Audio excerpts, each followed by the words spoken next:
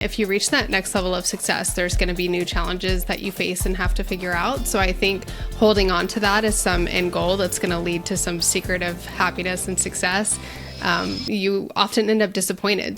Shana Lynn is an expert at building thriving online communities. She has over a decade of experience in helping top-tier subscription companies start and grow online communities and keep engagement up. She's worked with top brands and entrepreneurs, including Amy Porterfield, who said that working with Shana was, and I quote, "one of the best decisions I've made." Today, we have the pleasure of interviewing Shana, and we'll find out her secret to building thriving online communities around a brand. Welcome to the Creator's Adventure, where we interview creators from around the world, hearing their stories about growing a business. Hey everyone, I'm Brian McAnulty, the founder of Heights Platform. Let's get into it.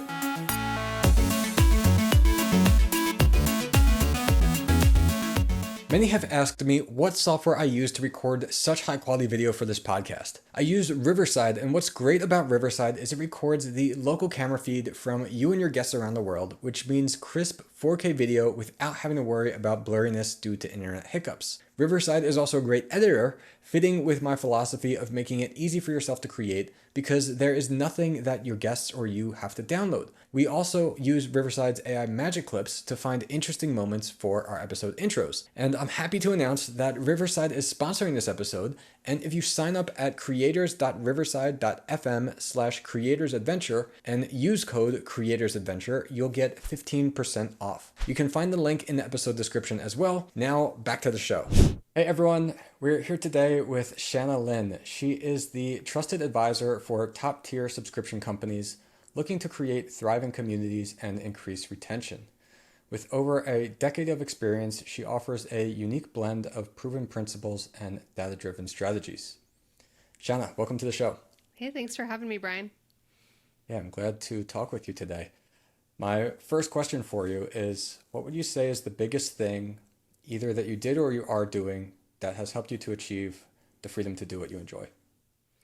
Wow, I love this question. I think for me, it's just continuing to take the next best step. I think oftentimes people get really caught up on the big long-term plan when that long-term plan almost never comes to fruition for anybody. So I entered into full-time entrepreneurship over a decade ago, and it was one decision that led to another decision. And I just continued to follow the things that I was passionate about and that people were asking for from me. And that led to a very successful career in community and retention strategy that I could have never designed because it really didn't even exist 10 years ago. Yeah, that's good advice.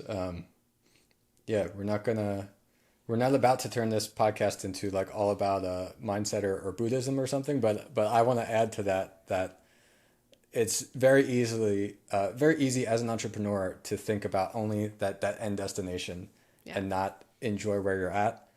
And if you can manage to just focus on every day you're doing something that you enjoy, then like that's the end goal anyway. And because you don't know where you're going to end up, you don't know how things are going to change. But I think you have some great advice there. Yeah, and if you reach that next level of success, there's going to be new challenges that you face and have to figure out. So I think holding on to that as some end goal that's going to lead to some secret of happiness and success, you often end up disappointed. So if you just learn how to enjoy the journey and find joy in those little things and the people that you're serving today, whether it be 5 or 5,000, then that's really the secret. Yeah, I completely agree. So today, you help creators and coaches scale their businesses by building online communities. Why are communities important for creators or business owners in today's online landscape? It's even more important today because even a lot of the large corporations that we're seeing are really focusing on community. And that's because especially the generation that's coming under the millennial generation are people who want to get recommendations for friends. They want to build trust. They want a face that they can invest in and not a logo that they can invest in. So having that community-driven brand not only creates more loyalty and increases conversions, but it actually leads to better retention and ultimately more lifetime value for the people that you serve. But the thing that I love the most is that it leads to much better products. So if you're somebody right now who you're just dreaming about creating a course, you have a passion passion or an interest, the best thing that you can do is to create a community around that passion or interest and just listen. Listen to what they're telling you, listen to what they're asking for, what posts get the most engagement, which ones are just crickets. And then ultimately, if you listen long enough, you're going to know exactly what course or membership they want you to create. And then that's going to lead you to create a better product that actually sells versus sitting in your little dark hole of a home office and trying to create a master plan for what this course is going to be and then selling it and it's crickets because you didn't actually create the community first. So if we can create that community first business, we create better products that typically sell easier. And then ultimately, when we have communities tied to our products, it always increases retention because relationships is a key aspect of retention as well as recognition and results, which all can happen within a community. Yeah, totally agree. And with that point about being able to get feedback from people, it's like it feels like almost cheating because you could sit there and think really long about, oh well, I should do it like this, and you've heard one little piece of something from someone, so you're like, okay, I've heard that, so I'm gonna think of all how I'm gonna announce this or release this. But if you just ask people first and find out from them, like it makes the whole thing clear right away, and you'll hear things that you never would have thought of if you just tried to spend all that time planning. Exactly. My favorite example of this is a creator named Casey Ho who runs a company called PopFlex Active. So she was like a Pilates influencer, and then ultimately she listened to her community. So she had Pilates training videos and all of that, but she listened to her community and all they did was complain about activewear for women. And so she decided to create her own activewear line. It sells out pretty much every time she does a drop. But it's so fun because she involves her community. You can watch her do this on Instagram. She involves them in her design decisions. She just released something that she called like a hiking overall jumpsuit. And immediately the hikers were like, there's wide legs at the bottom. Hello, ticks, bugs, tree limbs. Like this isn't going to work for us. So she like 2 days later did a post saying sorry to the hikers, talking about all the gardeners and painters and photographers that were excited about it. And then she had 3 different design sketches already done for the hikers that were cuffed around the ankles and asked them to vote on which one they want. Now I better, this, but when she drops that new design with the cuff that they chose, it's going to sell better than one if she hadn't asked. So she's a great example of, even with physical products, how we can get that kind of feedback and get answers that lead to higher selling products. Yeah. So can you walk us through kind of the initial steps when you want to kind of build a thriving community for a new client? What would you say are like the foundational elements to prioritize? Yeah, so for us, we really have like a framework that we work from, and there's 4 different foundational pieces. So the first piece is cause, which is having that really clearly defined purpose. We always tell people that if you can't clearly communicate why people should be a part of your community, then your community is going to suffer. And ultimately, you aren't going to know how to help them make progress because you don't know why they're there in the first place. So that one tends to be pretty simple, but people will skip over it. And then the second one is culture, which is all about those beliefs, behaviors, and boundaries, shaping that common identity and making sure that we're creating a place where people can feel like they belong. If we don't have a culture, there's nothing for people to belong to, and there's nothing that makes our community distinct among all of the other communities out there on the internet. And then the third one is communication. And we've been talking about this already, but it's that outgoing communication to our community members because we're essentially cruise directors, like making sure that they know where everything is and know when to show up and how to get there and what time, but also that communication that's coming to us from our community members as well as their communication to each other, that engagement. It's not a community if we're just talking at people, which a lot of people translate audience and community the same, but it's very different. We need our community members to be talking to each other. And then finally, it is connection. And the biggest mistake people make with connection is just throwing more engagement ideas at the wall. But it starts with safety. It starts with that need for authenticity, for transparency. If we don't have safety, if people don't trust you, then they aren't going to show up in an authentic way in your community, and you're going to struggle to get engagement. So we come up with a plan for those 4 areas: cause, culture, communication, and connection, to make sure that once that community gets going, we know how to keep it sustaining. Whether it's a community of 5 to start or a community of 500, it doesn't matter. We need those 4 elements in place. Yeah. Yeah. And I think everybody wants to be a part of something, but often people make the mistake of trying to be too general with the community. And it ends up not really being for anyone. But you want to be specific, because that's what the value and desire is of everyone. They're looking for, where can I find people just like me who are doing this same thing? And if it's too general, then there's at best maybe uncertainty that even what they're looking for is there. And at worst, they just never even have the thought that what they're looking for is there.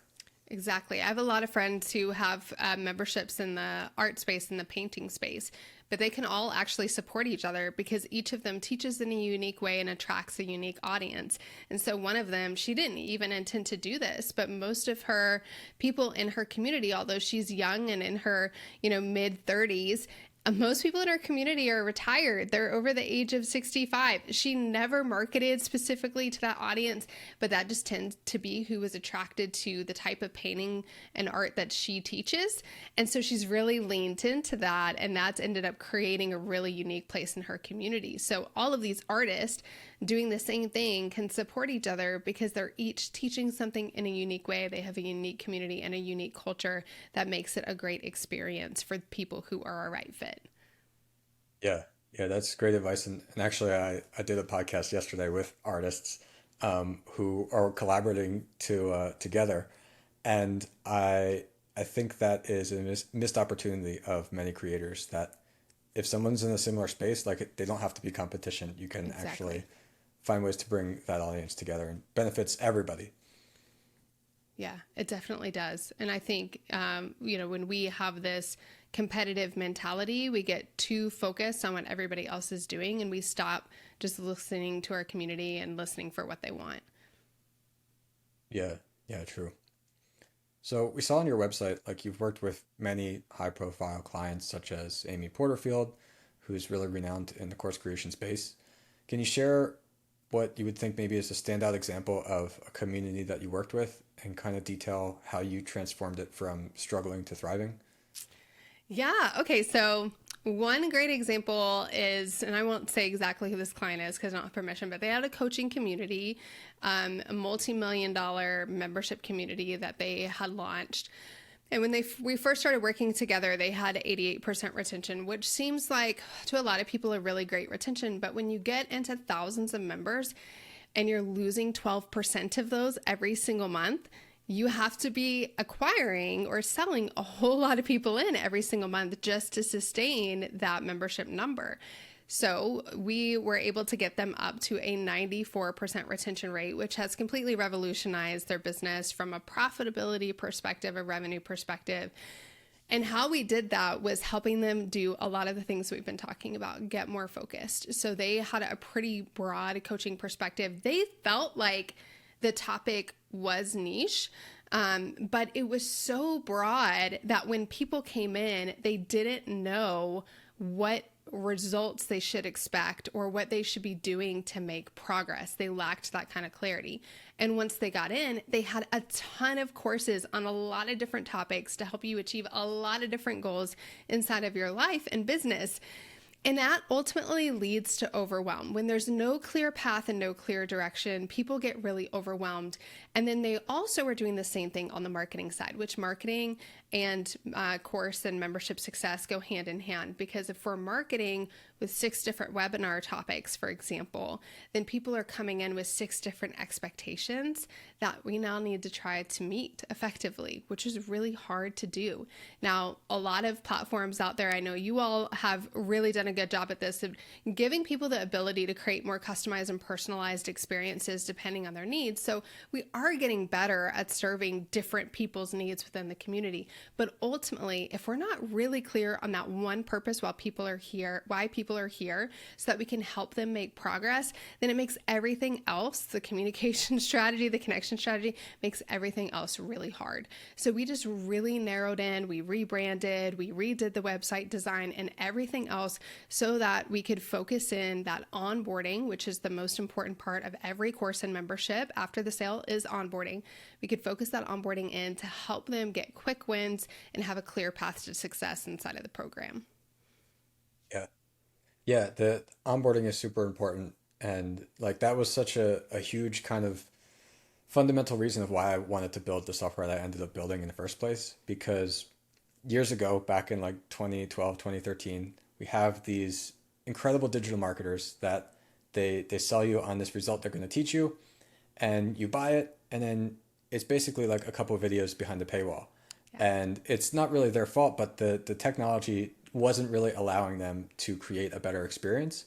But in the end, you want to get a result for your customers because that's how, like, first of all, you'll feel better about that. You're trying to actually help them, but that's how you get great reviews. That's how you get them going and telling other people.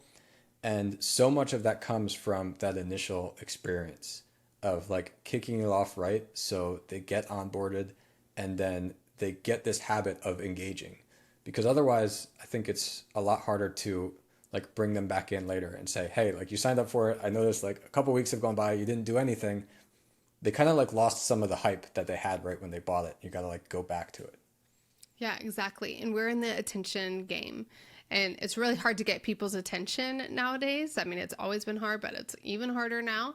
And so when we have their attention, we get them to make that sale, and then we lose their attention, it's that much harder to get it back. And so what happens is we have a lot of programs who have members who never log in.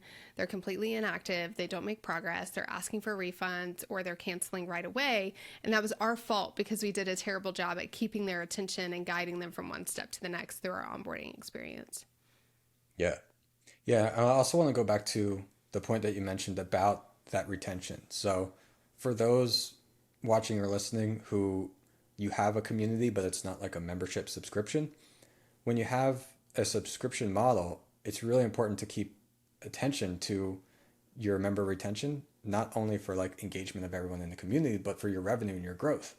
Because if you have like 10% or more of your customers that you're losing every month, it's really, really hard to grow because it's almost not a recurring business model at that point. You have to just keep getting new customers, even to stay where you're at. And it's a lot easier if you can have everybody enjoy it and keep paying you every month. And then getting a couple new clients is enough to actually grow versus just trying to replace everybody that you're losing. Exactly. A lot of people totally don't understand the value of retention. And I think a lot of it is, you've kind of mentioned this before, but in the past, there was so much, and there still is so much emphasis on the making the sale.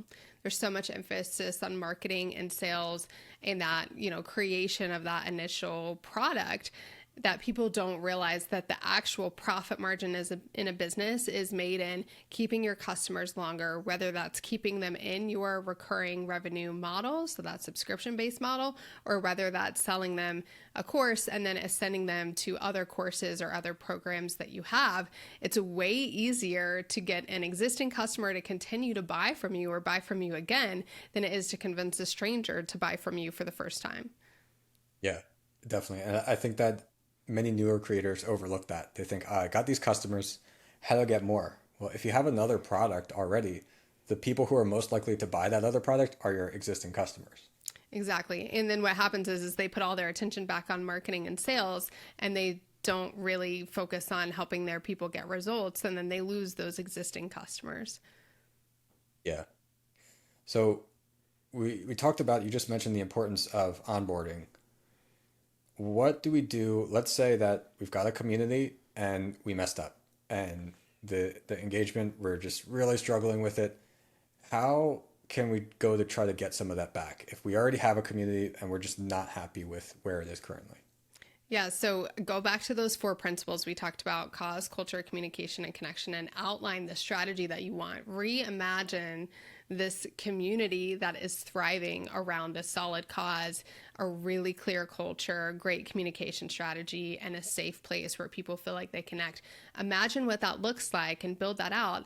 And then you're the visionary. You are the leader of this community. You're the torchbearer. So that means that when you make a mistake, it's part of building trust and creating safety to actually own up to that, and then to recast the vision for where this community is going to head.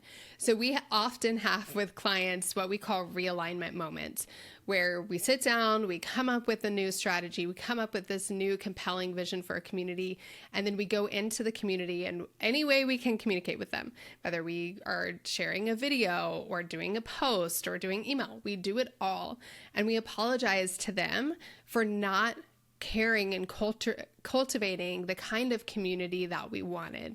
And there's all sorts of reasons creators do it. So we're honest about what that reason is. And then we go forth and we cast that new vision for community, and we get their buy-in. We ask for them to start showing up in these new ways, to have these new behaviors with us, to look forward to these new changes that are coming. Now, you will always get pushback anytime that you put a stake in the sand. You will definitely get pushback. But you're standing for something, which means that you can't be ignored. And this is what we're looking for, is to have this kind of community that is going to attract and it's going to repel. The worst thing you can do is create this kind of, just bland community that's easily ignored. I would rather have a very strong community that is either repelling people or attracting people. So you recast this new vision and then you move forward with carrying that through, knowing it's going to be challenging, but you make sure that you have that onboarding, that new onboarding in place, so that as new members come in, they're getting the new experience, they're getting the cause, they're understanding the culture from the beginning. You're taking them from one step to the next. You're helping make sure that they're active, but we have to get those existing members on board first. And that's that realignment moment, that realignment strategy. Yeah, and it's definitely, it's a good thing to be opinionated and very clear on what the vision is of that community, because that's the reason people are joining the community in the first place. Because if they're on social media, they feel like, well, where are my people? Where are the people that have these same interests, feelings, things that I do? Where can I find them? And if your community is for everyone, then it's not the place that they're looking for. And it's really hard because I think our culture tells us that we have to be accepting and kind to everyone. And whenever I speak on stages, I kind of tell them that's actually not what we're doing in community, which I think is countercultural and it's challenging. But the reality is that if we're accepting to everybody, then we're exclusive to nobody, and there is no very clear culture. So if we think of communities of old, which is where I've developed my framework and studied, and when you look at gang sororities, movements that have changed history, when we look at political parties, these are all really strong communities that have lasted for hundreds and hundreds of years. Well, what do they have in common? Well, they exclude certain people. They exclude people based on their behaviors in a lot of ways. It's these behaviors are accepted, and then we have boundaries in order to protect the community and keep people focused on the goals. So when I was in a sorority in college, which I never thought I would be in, but their culture swept me up. When I was in that sorority, I got in trouble. I got called to standards because I was breaking rules that impacted that sorority's culture. So they had boundaries, and I had to either function within those boundaries and uphold them, or I was going to be kicked out of that sorority. And the same thing is true for our communities. If you want to create a safe place, then you have to have those boundaries as well. Yeah, that's great advice. So I think we covered it a little bit already with everything you just mentioned, but I'm curious, what are some other common challenges that you've encountered when working with helping somebody on an online community? I think one of the other common challenges is that people feel like they have an engagement problem, and they're, posting in the group and nobody's responding, and they're like, What do I do? Nobody's interacting with my post. I think oftentimes we forget, especially when our communities are smaller, that those mass post strategies that people are using in groups of 1,000 are maybe not the most effective strategy for us right now. And the beautiful thing is that when you have a small community, now's the time to be private messaging people, to be reaching out to people with handwritten notes, to be, writing personal emails to them, to be hopping on calls with them, to connect, to engage, to learn from them, to help them make progress. If we go too quickly to a polished communication strategy that has us doing these canned posts every single week, we miss that opportunity to do the unscalable activities that we get to do as a new creator. And so that's one of the biggest mistakes I see is when people who are new creators who have young communities with fewer members are looking at the communities that they're a part of that have thousands of members, and they're trying to mimic those same strategies when really you have a huge advantage to do more one-on-one interaction. Yeah, I really like that.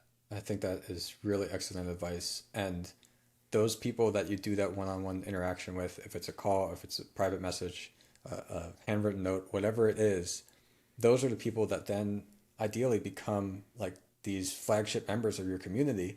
And as it grows, those are the people who are going to be spreading like that culture and showing the culture that you've built up in the community. Whereas otherwise, it's hard to even get to that point in the first place. Yeah, and they're often the people that get the most results. They make the most progress. And when you sell your first group of people on your course or your community or your membership, whatever it is, you got to go all in on helping people get results, because you got to use that in your marketing. When you go to sell again, you want some stories, you want some case studies of people who aren't just saying this is such a great place, but they're actually talking about the change that you've helped facilitate through your program. And so we want to go all in on getting people results, knowing that we may not be able to scale that for the long term. Maybe we will, maybe we won't, but at least we've learned through the process. We've learned what it takes to help actually get people to the result that we've sold them on. Yeah, yeah, definitely. And those people, as they are more successful, if they stay in that community and they're there and they're engaged, they're the ones also more likely to give back and help some of your newer members actually achieve those results themselves. Yeah, exactly. So you also host a podcast called Community Creators, and we noticed that one of your latest episodes is about the role of AI in growing a community. Can you elaborate on a little bit of what you talked about in that episode and how creators might leverage AI for a community? Yeah, a lot of community people are terrified of AI, and I actually am a huge fan of it. I definitely see the negative in it. I get it. But if people think it's going to replace human to human connection, they don't understand what human to human connection is. But what I think is really great about it is that it can help us facilitate connection in a better way. So I imagine that one day AI is going to give us the ability, when you come into a new community, if you complete your profile information, it's going to say, hey, based on your profile information, we actually think Joe, Sally, and Tanya would be really great connections for you. Would you like us to send them a message and make an introduction? Yes. Holy cow, that's incredible. So for us to be able to get a community member connected to 3 other community members within their first week is huge for the success in the community. I also think that it's going to help us be able to get people better results. So one of the roles that I teach inside of my community training course of a community creator is to be that librarian and to be that tour guide, if you will, where somebody's coming to you and they're like, I'm stuck here, or I'm trying to do this. Well, you have to know your content well enough, or have somebody on your team who knows your content well enough to point them to the right resource at the right time. That's something that AI is really good at, which is holding a library of resources, having somebody ask a question or share a problem, and then pulling out from that library of resources to point them to the right piece at the right time. So that's a huge help when it comes to helping people make progress in community. And then even applying our strategies. So many of us inside of our courses, inside of our memberships, we're teaching different frameworks that we want our community members to be able to apply to their very unique and specific situation. that can be really hard to do one-on-one, which is why a lot of people honestly don't get results in courses, because they're not getting that one-on-one accountability or that one-on-one customization and support. But AI, if it understands our frameworks, if it understands our teaching, it can help people input their personal information and then spit out for them a customized strategy that, maybe not as good as the one that I would give them if we were doing one-on-one consulting, but it's going to be 80% better than what they would have tried to do on their own. So there's just a few of the ways that I think AI can support. I think there's going to be so many more. And that's what I really love about creators and developers like you who understand community, but also are going, okay, I think we can actually leverage AI to help create a better experience and help people get more results and be more connected. Yeah. Yeah, I think you are spot on with all those things. So as a developer and founder of an AI software product, that is exactly where I see it going as well.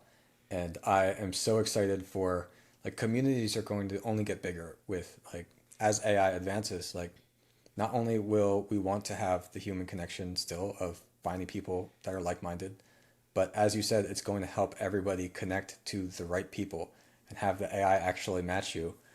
And then about the processes and frameworks, I think this is something that most people don't realize that they can apply right now. And when you want to, like, write a prompt or something for ChatGPT or something like that, it's not that you just tell it, hey, do this thing for me. You have to tell it your framework. But when you tell it your framework, what AI is really great at is, like, synthesizing that and transforming that in a way that works. And so, like, one example, like, in our product, we have a course review feature. You describe the result of your course, and then Heights AI goes and reviews that, and it's just using our framework of what we would say to somebody and the criteria that we're looking for. And so, yeah, maybe it's not going to be 100% as good as if a real person told you. But yeah, like you said, like, you're 80 or 90% there. And then what is so powerful is your members and your customers, they can get that result instantly, and they can get that feedback instantly. And I think this is going to be really powerful in how creators can help their own customers grow. Exactly. Yeah. I'm excited to see how it continues to integrate into our space, especially when people leading the way really understand that we're not trying to replace community managers. We're not trying to replace communities. We're not trying to, I think a lot of people imagine that there won't be community forums anymore, that you're just going to talk to a bot, which is an article that stirred me to do that interview, because it was literally somebody basically fear mongering around this whole concept of we won't need online forums anymore because people won't look to other people to answer questions, problem solve, give feedback. And that to me was just the most ridiculous thing I've ever heard. I think more than anything, because information is so prevalent, and because it's going to be so easy to get quick generic answers from AI, more important is going to be that human to human connection, because I want somebody who understands me and who understands this person's way of teaching and mentorship to answer that question for me, because they understand my goals. They know a little bit about me. They're headed in the same direction that I am, under the same mentorship that I am. So I know that their answer is going to be a lot better than whatever ChatGPT analyzed from Google and then decided to spit out. Yeah, definitely. And I think it's something that I feel there was probably a good amount of fear and uncertainty last year when, like, GPT-4 released and all this AI stuff's happening. But I would hope that more creators are more comfortable with it now. And I think that creators overall, like, we're in a great space where AI is only going to help us achieve even more and provide even more than we have before. And it's just really going to be an incredible thing, I think. So definitely, I would encourage people to not be afraid of it. It's definitely not going to be something like you have AI go and respond to members and write some generic post. We're not doing that kind of thing, but it's letting you create more and faster than you would have been able to before. Like, oh yeah, what I was going to say, I'm thinking of what I was trying to get at. The thing that has disappointed me to see from some creators who are not getting it is, in our software, we've got this AI, like, course generator feature and things like that. And it's meant to help you brainstorm and give you, like, here's an outline of topics you might cover related to this, but it's not meant to write the course for you. And you exactly mentioned it there, that the value is your unique message and experience. And ChatGPT can't have that. No other course creator can have that. Only you have that. And that's where your value comes from your audience. And if AI is going to create the content for you, then that's the same as anybody else has AI create the content for them. And it's essentially worth nothing. So the unique value that you have as a creator, that's really what people want to buy. That's what that unique experience is, what they value. And so, yeah, you're in a great position now as a creator if you're watching or listening to this. Yeah, exactly. And only going to be more so that way because there's going to be more and more communities, and that strategy we talked about earlier just becomes more and more important because that's what makes your community distinct. Definitely. All right, and a couple more quick questions.